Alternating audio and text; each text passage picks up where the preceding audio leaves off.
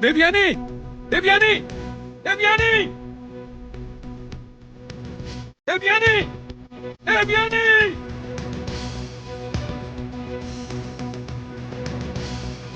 देवयानी, देवयानी।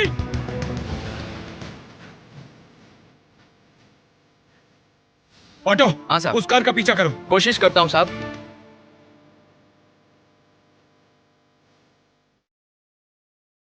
अरे अरे जल्दी जल्दी करो, कार जल्दी निकल तो जाएगी। कर रहा हूँ साहब।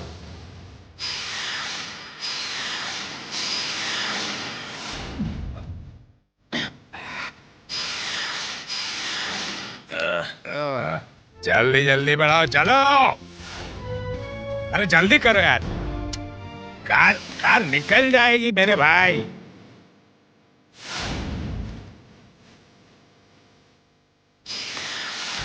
साहब कार तो उस गेट के अंदर चली गई। कैसा गिराक मिला है सुबह सुबह। ओए, अरे सुनो। अच्छा, आराम से। गिर गया यहाँ पे। अरे आजा। निकाल लिया। ये रहे। चलो मैंने मेरे पैसे ले लिए। हाँ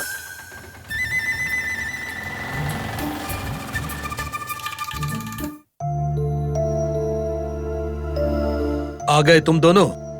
पवन के लिए कार भेजी है ना? हाँ हाँ, ड्राइवर को भेज दिया। आप प्रसाद लीजिए ना। वैसे पापा, डॉक्टर आकर गए हैं क्या? अब तक तो नहीं आया बेटा। हाँ, वकील का फोन आया था। उन्होंने कहा कि तुमसे कुछ बात करनी है। वो थोड़ी देर बाद घर आएंगे।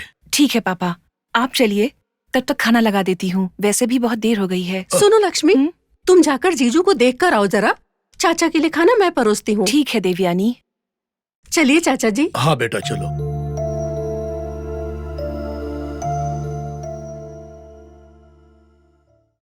बस बस बेटी। ये क्या चाचा जी, आजकल आप ठीक से खाना ही नहीं खा रहे हैं। मैं तो बस नाम के लिए खा रहा हूँ बेटी, वरना जीने की इच्छा तो कब की खो चुका हूँ। ये क्या चाचा जी, ऐसे क्यों बोल रहे हो? यही सच है बेटी। एक समय था जब इस घर में आने पर और हंसते खेलते परिवार को देखकर मेरा पेट भर जाया करता था, लेकिन अब तो खाना देखकर भी मेरा खाने को मन ही नहीं करता। पता नहीं किस दुष्ट शक्ति की नजर लग गई मेरे इस स्वर्ग जैसे घर को।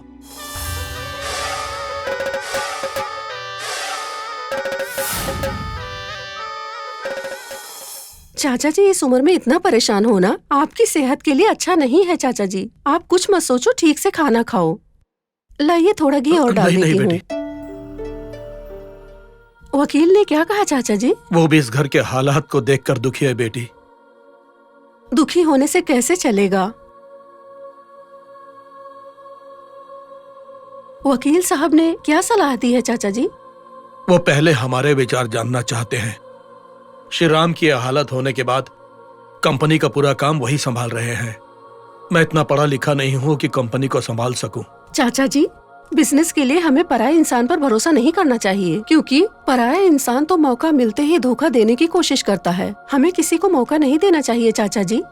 हमारी लक्ष्मी पढ़ी लिखी है, इस कंपनी को आसानी से संभाल सकती है।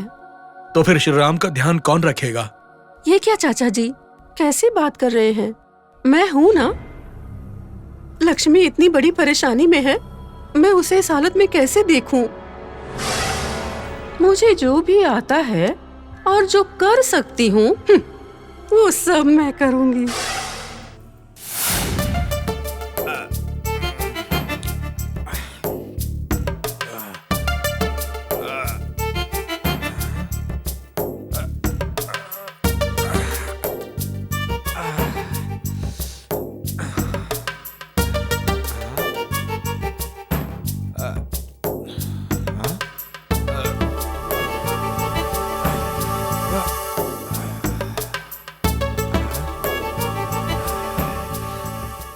ऑटो, ये ऑटो अचानक कहाँ गायब हो गई?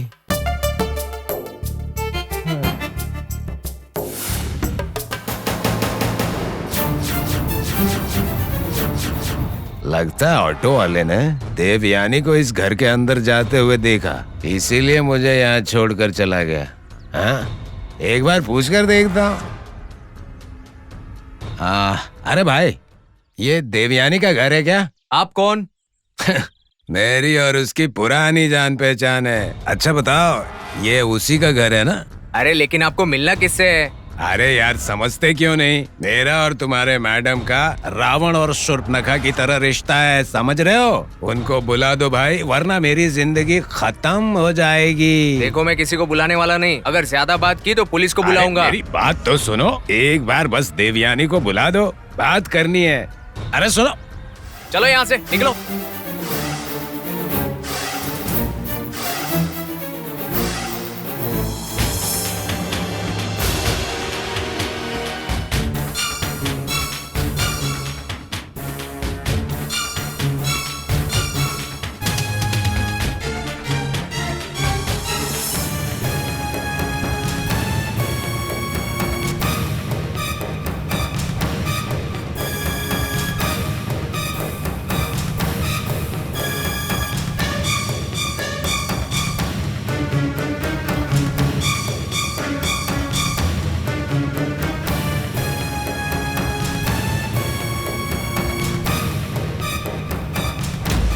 लगता है देवयानी इस घर के अंदर गई ही नहीं, लेकिन आखिर गई कहाँ वो?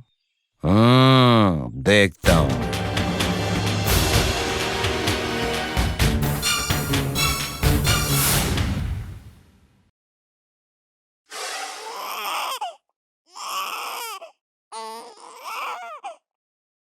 ओहो, तुम तो रो रहे हो। अरे अरे अरे अरे अरे, आओ गोद में आ जाओ। अरे रो मत, माँ आती होगी। अरे अरे अरे, रो मत बेटा, माँ आती ही होगी ना। अच्छा अच्छा, हंसो हंसो हंसो। अरे अरे रुको, माँ आती ही होगी। ओहो, लगता है भूख लगी है। अच्छा तुम ऐसे बैठो, मैं तुम्हें खिलाती हूँ। माँ आती ही होगी, मत रो अरे बेटा। भगवान, ये करमजली लड़की मेरे बेटे को मारने की कोशिश कर रही है। ए करमजली, ये क्या कर रही थी तू मेरे बेटे के साथ? मैंने कुछ नहीं किया माँ, भाई बहुत देर से रो रहा था। चुप रह, कुछ किया नहीं तो ये रो क्यों रहा है फिर? जरूर कुछ किया होगा तूने। मेरे बच्चे को देखकर बहुत जल्दी है तू, जल्दी से बता क्या किया तूने? माँ, बाबू बहुत देर से रो रहा था, मैंने कुछ नहीं किया, सच में। क्या भाई भाई करती है? तेरा भाई नहीं है ये। दोबारा अगर भाई कहा ना तो तेरी जबान काट लूंगी मैं, करमजली कहीं की। कहा ना माँ, मैंने कुछ नहीं किया। कौन है तुम्हारी माँ? मुझे माँ मत बुलाओ। दोबारा अगर मुझे माँ बुलाया ना तो तेरी जबान काट लूंगी मैं, याद रखना।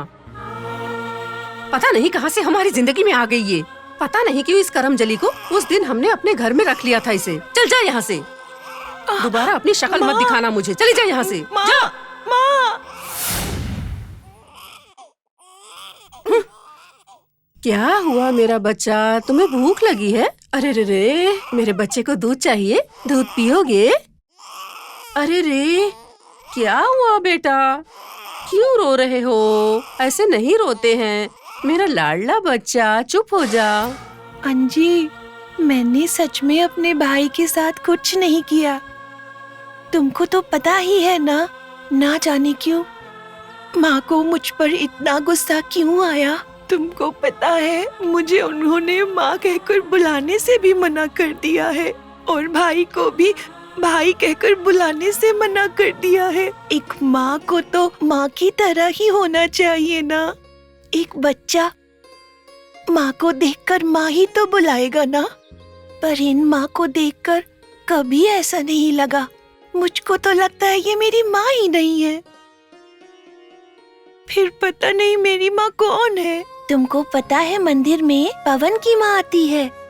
मुझे तो लगता है एक माँ को उनकी तरह होना चाहिए। वो जब भी मुझे देखती हैं या बात करती हैं या गले लगाती हैं, मुझे लगता है वो मेरी माँ ही है। थोड़ी देर और पास रहने का मन करता है। ऐसा लगता है बहुत अच्छी तरीके से मैं उनको जानती हूँ। सब लोग कहते हैं भगवान तो बहुत दयालु होते हैं। अंजी, फिर मैं इस घर में पैदा क्यों हुई, उनके घर में क्यों नहीं हुई? तुम ही बताओ अंजी, भगवान ने उन्हें ही मेरी माँ क्यों नहीं बनाया? मुझे तो मेरी माँ के रूप में वही माँ चाहिए।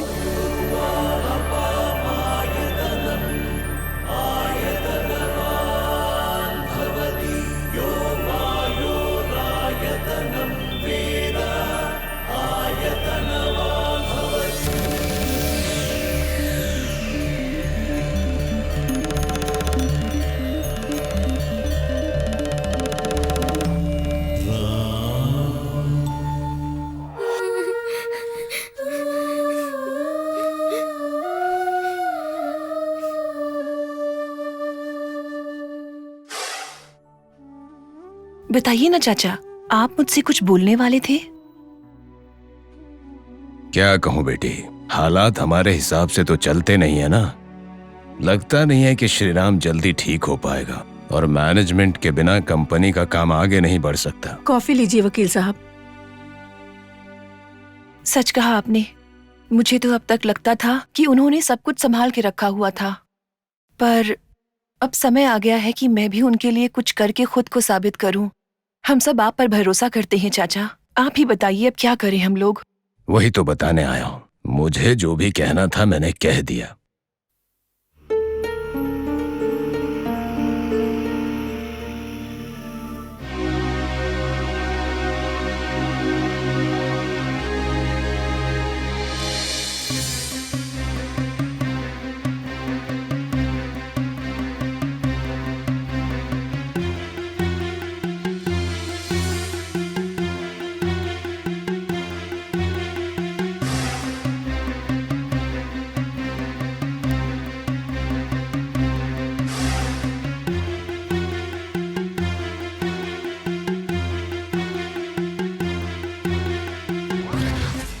मैंने तो सब बता दिया, आगे जैसा तुम चाहो।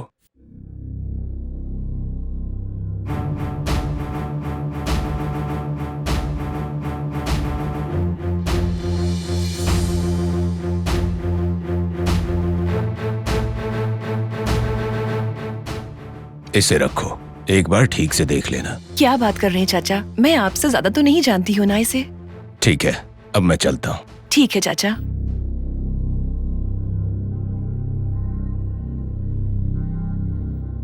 देवयानी,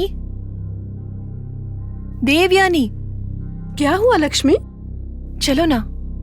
कहाँ चलूं? तुम चलो ना, बताती हूँ। कहाँ जा रहे हैं? बताती हूँ, मेरे साथ चलो।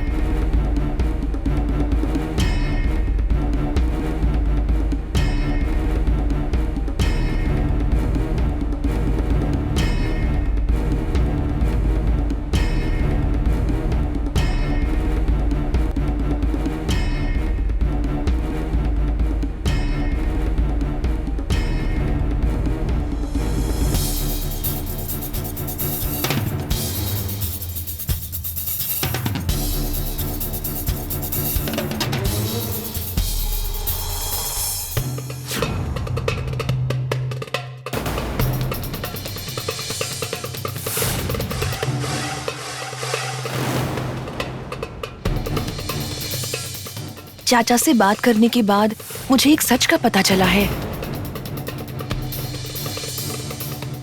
ऐसे क्या देख रही हो देवयानी? मैं तुम्हारे बारे में ही बात कर रही हूँ।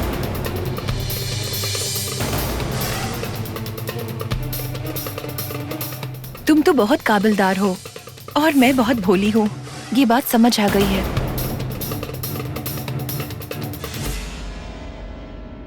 सुनिए जी, मैंने सपने में भी कभी नहीं सोचा था कि ऐसा भी कोई दिन आएगा।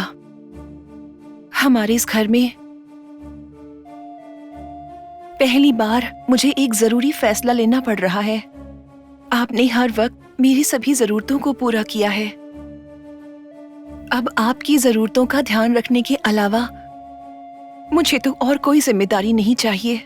मुझे पता है कंपनी की सारी जिम्मेदारी अगर आप देवयानी को दे दें तो आप भी खुश हो जाएंगे।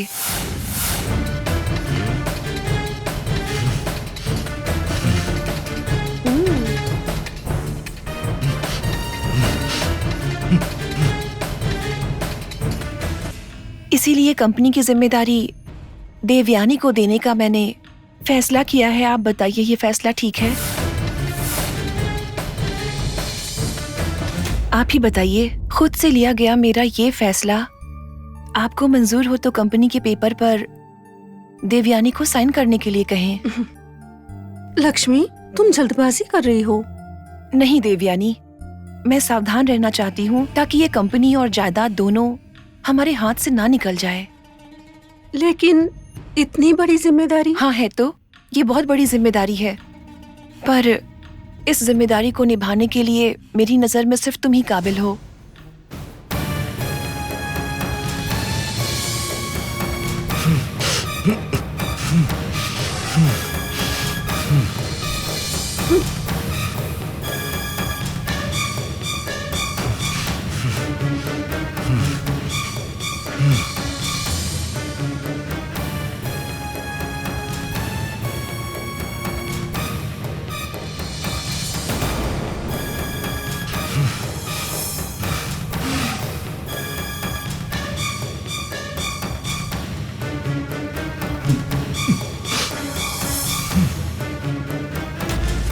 जीजू, मुझे तो यह सब बिल्कुल पसंद नहीं है जीजू। लेकिन लक्ष्मी के कहने पर मुझे इतनी बड़ी जिम्मेदारी लेनी पड़ रही है जीजू। आप मुझे आशीर्वाद दीजिए जीजू कि अब से हर कदम पर मुझे सफलता मिले और जैसा मैं चाहूँ वैसा हो जीजू।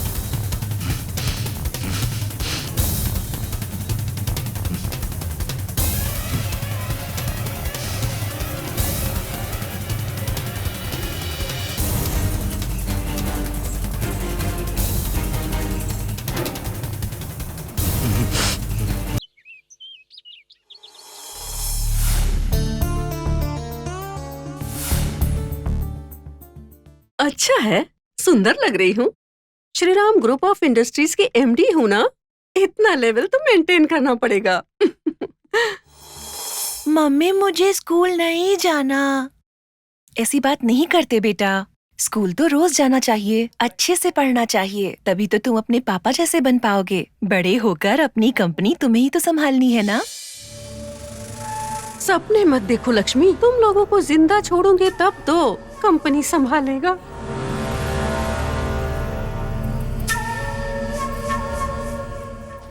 हे पवन, जन्मदिन की बहुत बहुत बधाई। थैंक यू बुआ। मेरा गिफ्ट कहाँ है? गिफ्ट पक्का दूंगी मैं बेटा।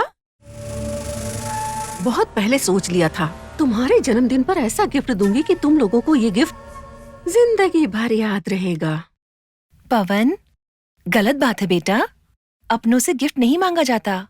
कोई बात नहीं लक्ष्मी, गिफ्ट तो कोई भी किसी को भी दे सकता है ना। और मेरा गिफ्ट तो बहुत खास होगा आज।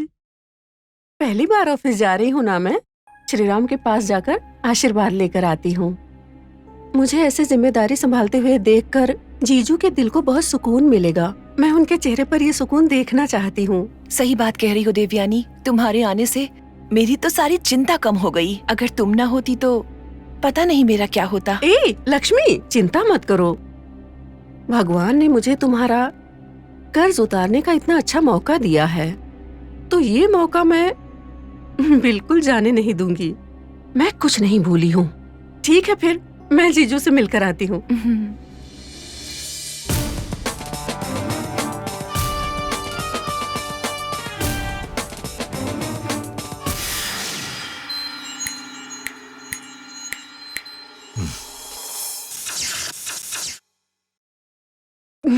क्या बात है श्रीराम, इस तरह चैन की नींद सो रहे हो?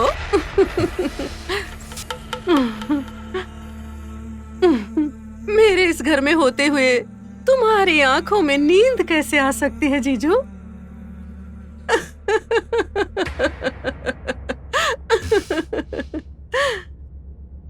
देखा तुमने, कितनी अच्छी योजना बनाकर मैं तुमसे कैसे बदला ले रही हूँ। आज पहली बार तुम्हारी कंपनी में एमडी के पद पर जा रही हूँ मैं मेरे जीजू,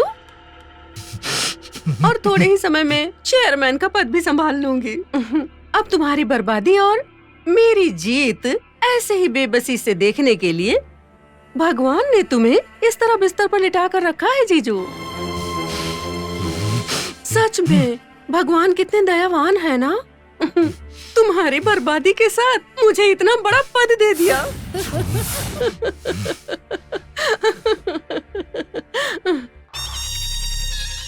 ये मत सोचना कि मैं इतने में रुक जाऊंगी। आज मैं तुम्हें एक नया झटका देने वाली हूँ। फिर तुम कहीं के नहीं रहोगे। पता है वो क्या है? तुम्हारा बेटा, वही तुम्हारा इकलौता बेटा पवन। वो आज स्कूल जाएगा तो सही, पर वापस नहीं आएगा। वापस नहीं आएगा।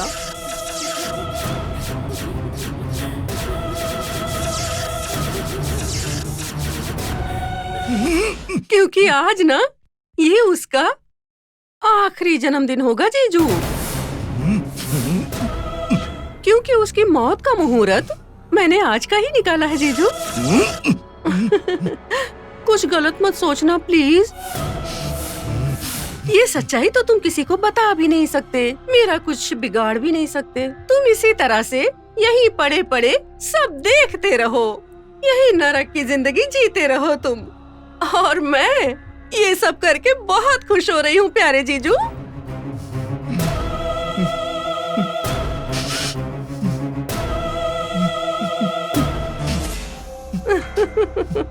फिर मिलते हैं।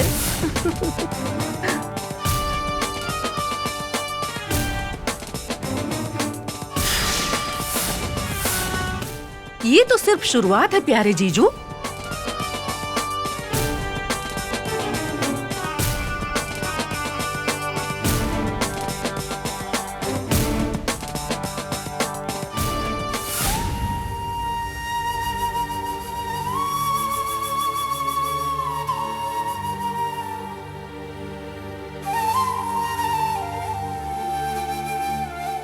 पापा, आज मेरा जन्मदिन है, मुझे आशीर्वाद दीजिए।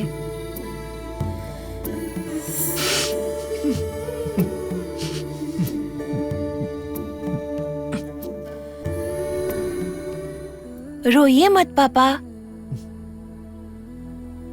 मैं बहुत अच्छे से पढ़ाई करूंगा, स्कूल से भी नहीं भागूंगा। बड़े होने के बाद हमारी कंपनी में मैं सब कुछ संभाल लूंगा, ठीक है ना? शाम को आने के बाद आपको मैं केक जरूर खिलाऊंगा।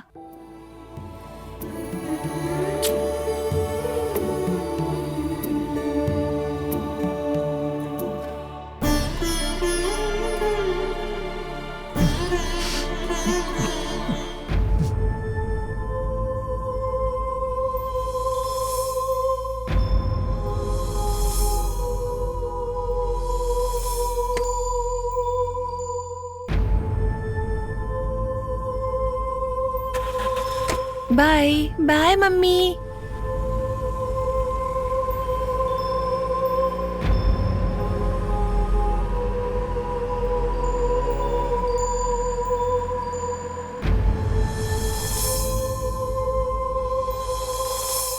हमेशा आंजनेय स्वामी का तिलक लगाती हूँ और आज जन्मदिन के दिन ही भूल गई मैं।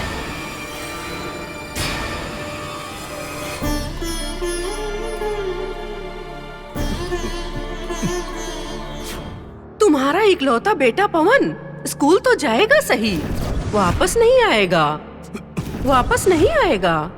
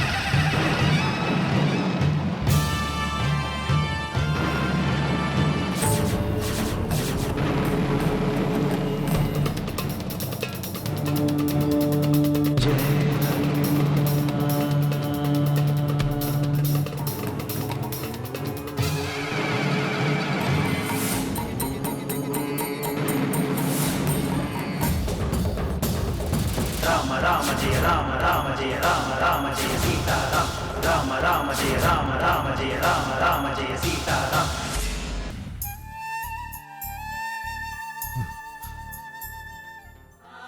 जब हालात सही थे तो मैंने आप पर विश्वास नहीं किया। जब मैंने आप पर विश्वास करना शुरू किया तो हालात बिगड़ गए हैं मेरे। बहुत पहले की गई गलती के लिए मैं अपने बच्चे की बलि सहन नहीं कर सकता स्वामी। मैंने जो गलत किया है इसके लिए आप अपना प्रकोप मुझे दीजिए स्वामी, उसका दंड मुझे दीजिए। मेरी बच्ची को बचा लीजिए स्वामी, मेरे बच्चे को बचाइए स्वामी, मेरे बच्चे को। ब्रह्म विष्णु शिवात्मकम् तरुणार्क प्रभो शान्तम् रामदूतं नमाम्यहम्।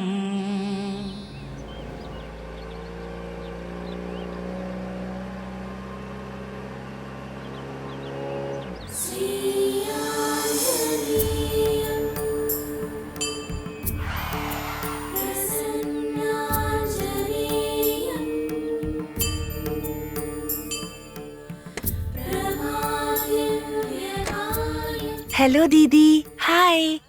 आज मेरा जन्मदिन है।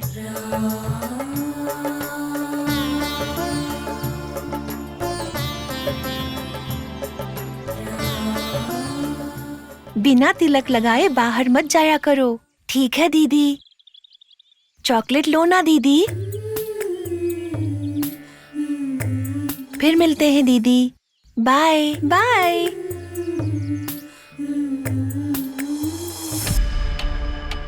मैडम, पूरा स्टाफ आपका इंतजार कर रहा है, आपको एक बार उनसे मिल लेना चाहिए। बकवास मत करो, मैं क्यों जाऊँ उनसे मिलने? जिसका जहाँ स्थान है उसे वहीं रहना चाहिए। Do you okay understand? Madam. Liberty company के कॉन्ट्रैक्ट का टेंडर भरने के लिए हमारे पास अभी कितना समय बस 4 दिन है मैडम। सेक्शन इंचार्ज को बुलाइए, उनसे डिस्कस करना है मुझे।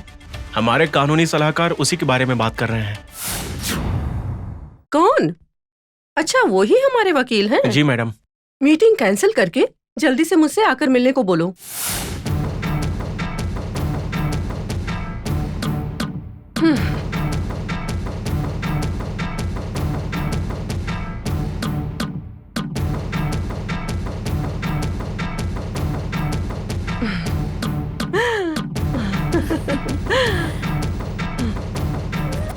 बेचारा पागल श्री राम।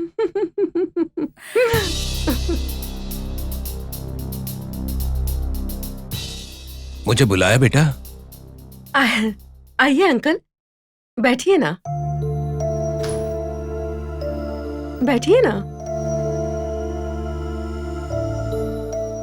बोलो, क्या बात है? अंकल, वो लिबर्टी कंपनी के कॉन्ट्रैक्ट के बारे में बात करने के लिए आपको बुलाया है। इसी बारे में एम्प्लॉइज से डिस्कस कर रहा था। सब कह रहे हैं मुकाबला मुश्किल है। ये बताइए, सेक्शन एडवाइजर, अकाउंटेंट, क्लर्क, ये लोग क्या बोल सकते हैं? ये क्या बात हुई? वो इतने सालों से काम कर रहे हैं, कम से कम उनके अनुभव को तो सम्मान मिलना चाहिए। पुराने लोग हैं ना अंकल, अब कुछ नए लोगों को भी मौका दीजिए। मतलब? कुछ नहीं अंकल, बिजनेस मैनेजमेंट की पढ़ाई मैं विदेश से करके आई हूँ। आते ही मेरे ऊपर इतनी बड़ी जिम्मेदारी आ गई है। मेरी पढ़ाई और मेरी समझदारी का इस्तेमाल करते हुए इस कॉन्ट्रैक्ट को मैं चुनौती की तरह लेना चाह रही हूँ। इन संबंधों को छोड़कर मैं खुद को एक मौका देना चाहती हूँ। मैं कुछ गलत तो नहीं कह रही हूँ, बताइए ना अंकल जी। लगता है मेरी बात से आप सहमत नहीं हैं अंकल। नहीं, ऐसी कोई बात नहीं है। मुझ में और तुम में अंतर नहीं है। बस कंपनी की इज्जत बरकरार रह जाए काफी है। पक्का अंकल, मैं इस कंपनी का मान सम्मान बढ़ाकर उसके बाद ही आपसे मिलूंगी, ठीक है ना? ठीक है बेटा, तब तक मैं तुम्हारा इंतजार करूंगा, ठीक है ना? जी ठीक है। मैंने सोचा भी नहीं था कि इस वकील से इतनी जल्दी पीछा छूट जाएगा। Thank God. तुम्हारा इकलौता बेटा पवन आज स्कूल जाएगा तो सही, वापस नहीं आएगा, वापस नहीं आएगा।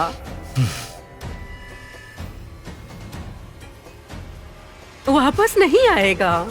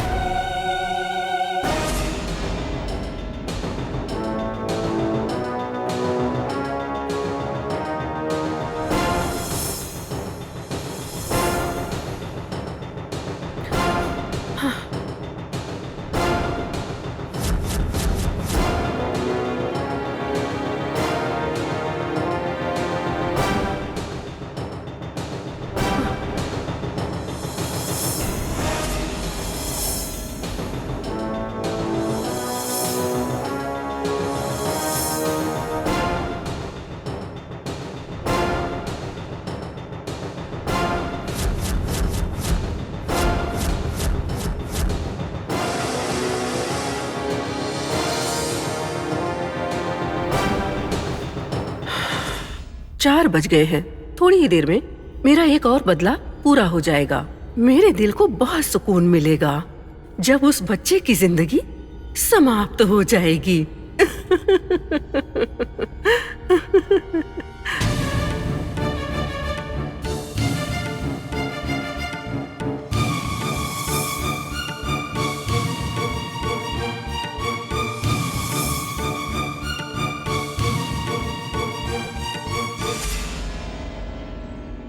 अरे टेडी बियर,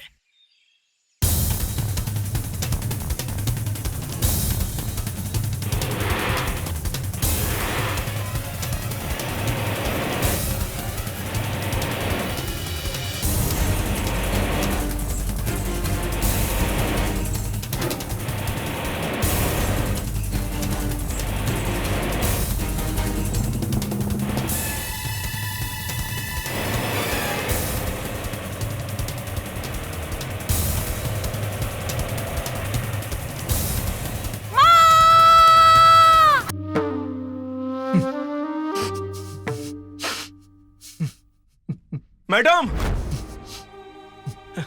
बाबू, पवन, बेटा, बेटा, क्या हुआ मेरे बेटा, बच्चे को?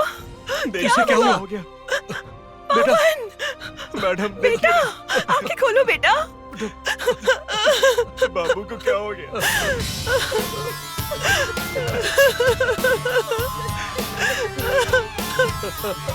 बेटा आंखें खोलो।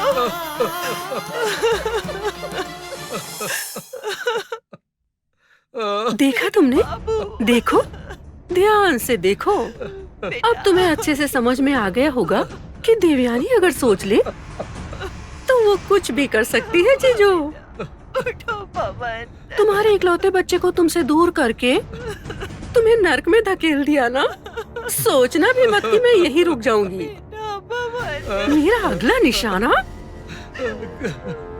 तुम्हारी पत्नी, तुम्हारी महालक्ष्मी है।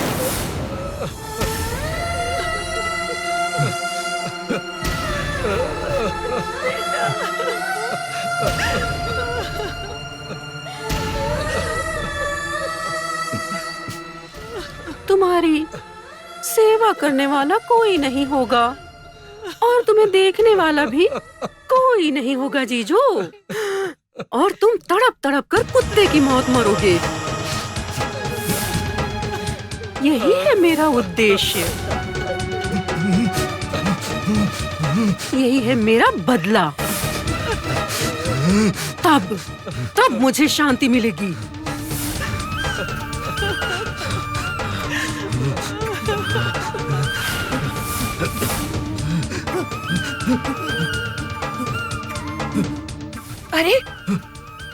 अरे क्या हुआ आपको? क्या हुआ बेटा? अरे क्या हुआ आपको? क्या हुआ बेटा? क्या हुआ आपको? बेटी, जल्दी डॉक्टर को फोन लगाओ डॉक्टर को। बेटा बेटा बेटा, श्री राम, क्या हुआ बेटा? क्या हुआ तुम्हें? श्री राम, क्या हुआ बेटा? बोलो। हेलो डॉक्टर साहब।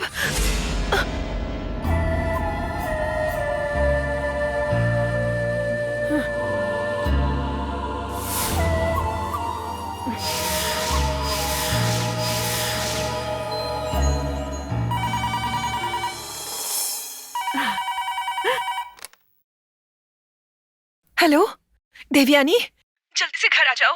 क्या हुआ लक्ष्मी? बताती हूँ, तुम पहले घर आओ। और क्या हुआ होगा? अब तक तो वो ऊपर चला गया होगा।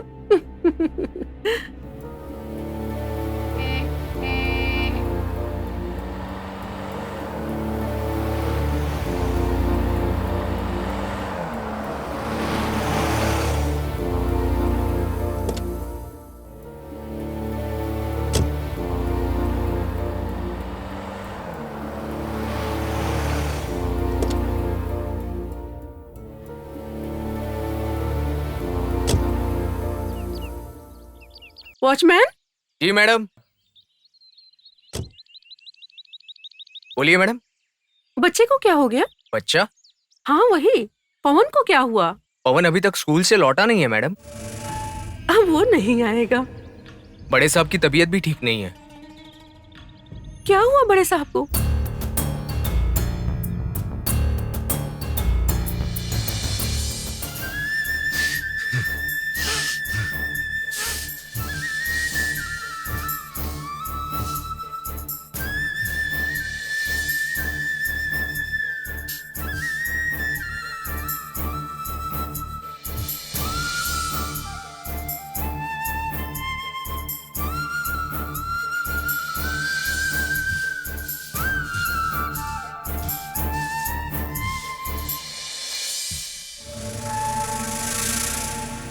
बच्चे के साथ साथ उसका बाप भी मरने वाला है।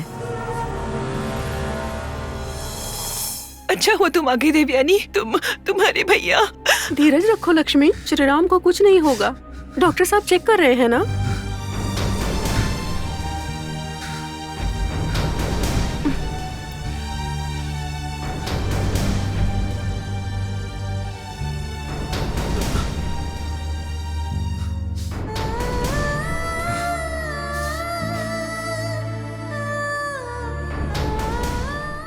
डरने की कोई जरूरत नहीं है, बस थोड़ा सा बीपी बढ़ा हुआ है।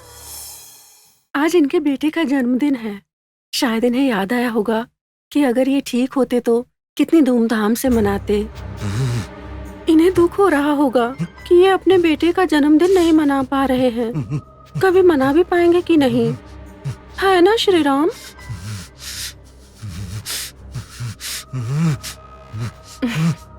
मिस्टर श्रीराम आपसे कुछ कहने की कोशिश कर रहे हैं। सुनिए, ऐसे सोच सोच कर हमारे बारे में चिंता करके अपनी तबीयत खराब मत कीजिए। सुनिए जीजू, आप बच्चे के बारे में ही सोच रहे हो ना? सुबह कहा था ना आपको कि उसकी जिम्मेदारी अब मेरी है। उसको मैं आपसे भी ज्यादा ऊंचे स्थान पर लेकर जाऊंगी, ठीक है ना डॉक्टर?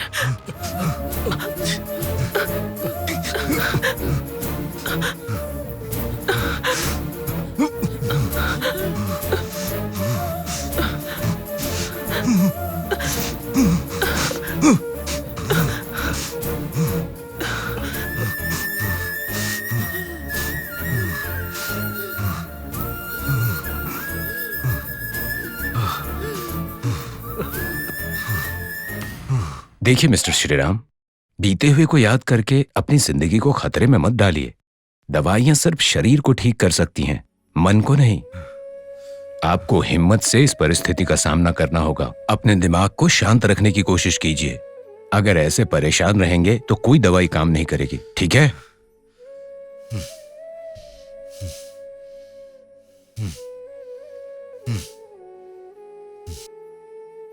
आप ये दवाइयां मंगवा लीजिए। मैं जो कर सकता था मैंने किया।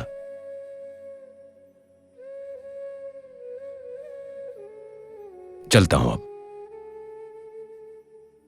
देखो बेटा, इतना धन कमाने के बाद भी अगर घर में सिर्फ चार दीवारी के बीच रहना पड़े तो वो जिंदगी नरक सी लगती है ना बेटा। पर क्या कर सकते हैं, कई बार परिस्थितियों को सहना पड़ता है। डॉक्टर के कहे अनुसार दवाइयां तभी काम करेगी जब तुम मन शांत रखोगे। तुम ऐसा वैसा कुछ मत सोचो बेटा। माँ,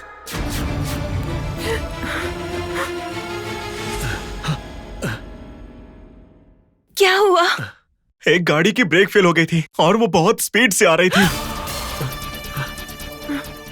अगर थोड़ा सा लेट हो जाता तो पवन हमारे साथ नहीं होता। मैं वहीं पर था, एक आदमी भगवान की तरह आया और पवन को बचा लिया। मैडम, क्यों हो रहा है हमारे साथ ये सब? सारी परेशानी हमारे साथ ही क्यों? लगता है किसी की बुरी नजर लगी है।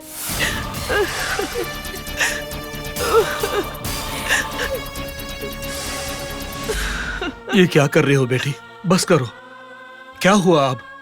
पवन तो ठीक है, तुम ऐसे रोगी तो बच्चा डर जाएगा बेटी। चाहे कितना भी दुख हो, अंजनेय स्वामी कभी तुम्हारे साथ अन्याय नहीं करेंगे बेटी।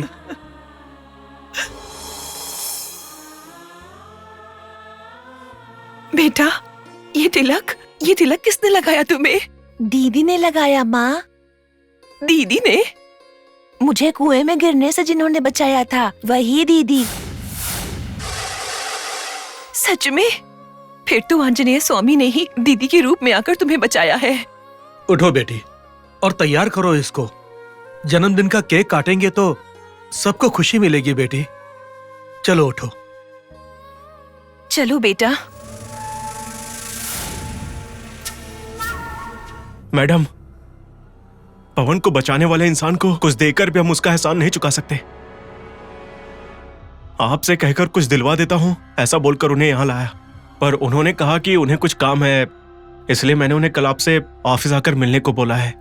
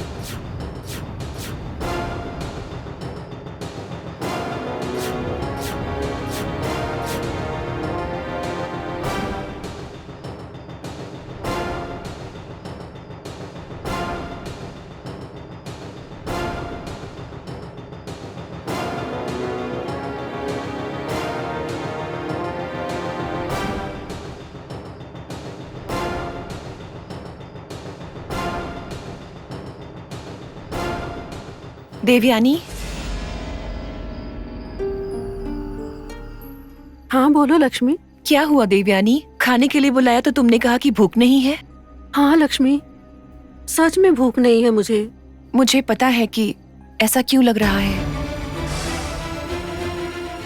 हाल ही में ऑफिस की जिम्मेदारियां भी तुम्हारे सर पर हैं। मुझे अच्छी तरह पता है कि वो बहुत बड़ा सिरदर्द है। एक तरफ तुम्हारे भैया की तबीयत भी सही नहीं है, ऊपर से पवन वाली घटना। तुम्हें भूख कैसे लगेगी?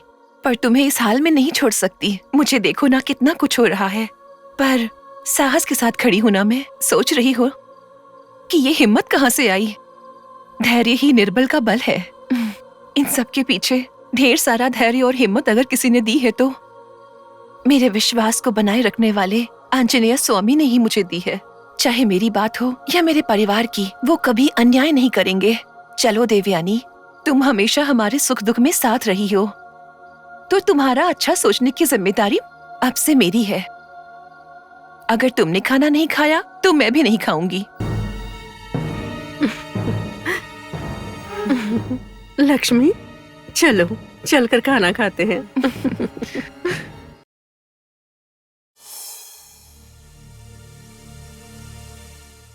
मैडम, क्या है? जिन्होंने कल छोटे मालिक को बचाया था वो आए हैं। ठीक है, उन्हें आने को बोलो। ठीक है मैडम। मेरे काम के बीच में आने वाला ये राक्षस कौन है? आने दो, देखती हूँ मैं अभी। सुनो, मैडम आपको बुला रही हैं।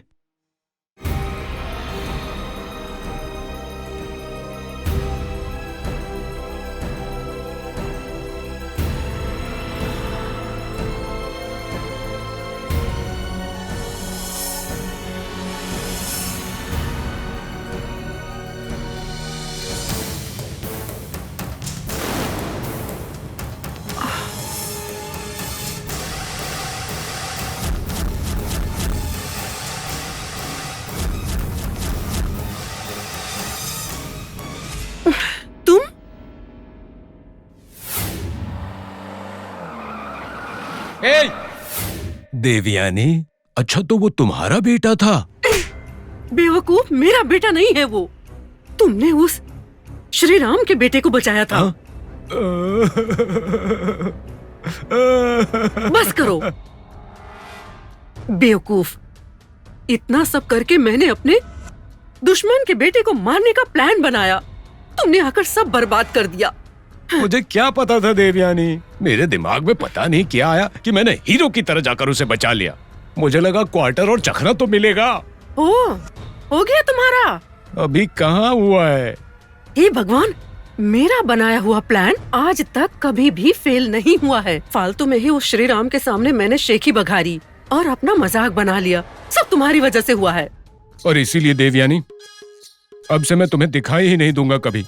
बस मुझे क्वार्टर के पैसे दे दो, मैं वही पीकर मर जाऊंगा। ओह, इतना कष्ट क्यों उठाओगे? उस दारू में थोड़ा सा जहर मिलाकर मैं ही तुम्हें मार देती हूँ। मतलब सच में तुम ऐसा करोगी? चुप करो। देखो, मेरी बात एकदम ध्यान से सुनो। अब से प्लान मेरा और काम तुम्हारा। उनके दुख और हमारी खुशी, हर समय हमें सोचना है। हर पल हमें देखते हुए उसे नर्क का एहसास होना चाहिए। पल पल उसकी मौत होनी चाहिए। पल पल उसे मरते हुए देखकर मुझे बहुत मजा आएगा। समझ रहे हो ना? क्वार्टर भी आ जाएगा। चाहे जैसे भी हो, हम दोनों फिर से मिल गए। अब तुम बस देखती जाओ इस लंकेश का कमाल।